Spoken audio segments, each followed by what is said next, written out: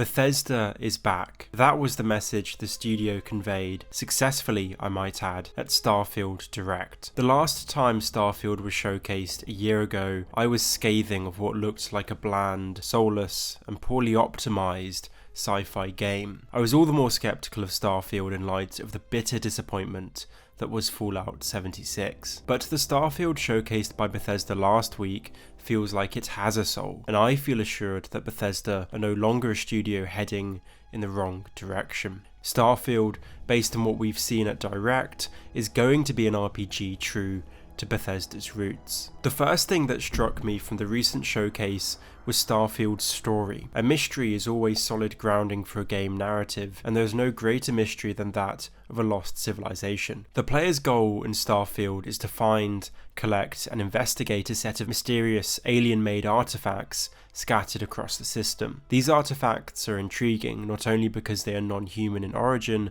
but because they appear to fit together to form some sort of device, the purpose of which is a mystery. In their quest to find these artifacts, the player will have to navigate what promises to be a gritty galaxy. The political context of the game seems similar to Skyrim's. Starfield is set a few decades after a devastating civil war between the two major factions in the system, the United Colonies and the Freestar Collective, who now coexist in a state of uneasy peace. Besides these rival powers, populating the system are a myriad of smaller groups that claim and viciously defend their own pockets of space. It is promising that Todd Howard emphasizes that in Starfield, the most important story is the one that you tell. This is the mantra that players expect to be at the heart of Bethesda's games. Other studios might be better at telling grand stories, but no one beats Bethesda when it comes to providing the player with a truly open role-playing experience. Based on everything that Bethesda has told us about the game, Starfield is going to be the studio's most ambitious RPG to date.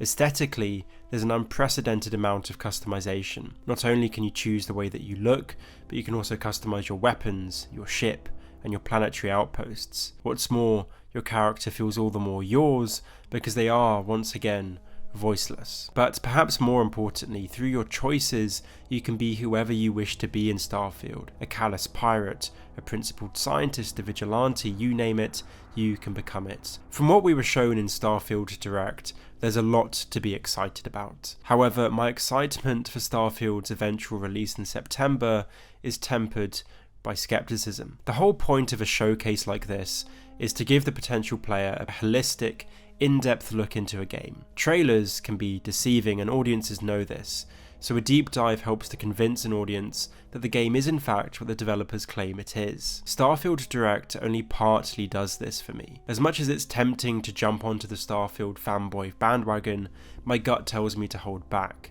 And let me explain why. Todd Howard acknowledges that the best part of playing a Bethesda game is the sense of freedom and adventure. Stumbling across a new location in the wilderness, accompanied by its own interesting bosses, NPCs, and perhaps even quest, is what playing Skyrim, Fallout 4 or Morrowind is all about. I'm not convinced we'll get that in Starfield. Todd Howard made clear that there are some handcrafted locations in the game. However, Bethesda have not handcrafted Starfield's 1,000 planets.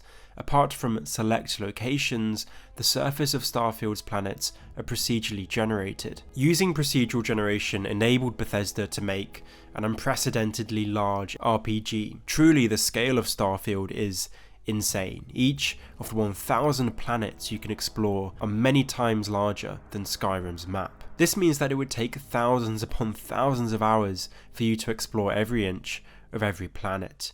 And of course, if you restart your game, these planets are going to be generated differently. But will players want to explore every inch of every planet in Starfield?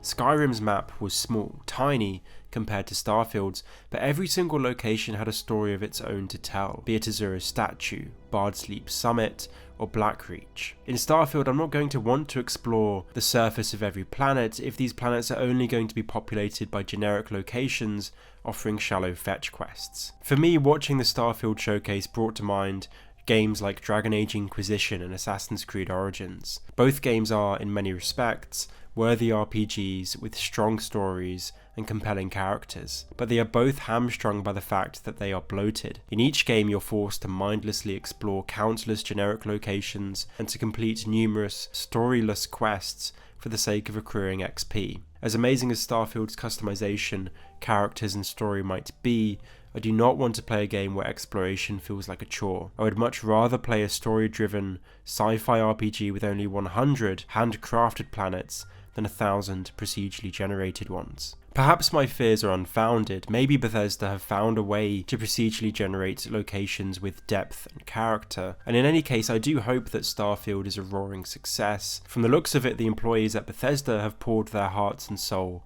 into the game. But at the back of my mind, I'm worried that Starfield's expansive universe will simply fail to be as compelling as the comparatively minute land of Skyrim. Only time will tell.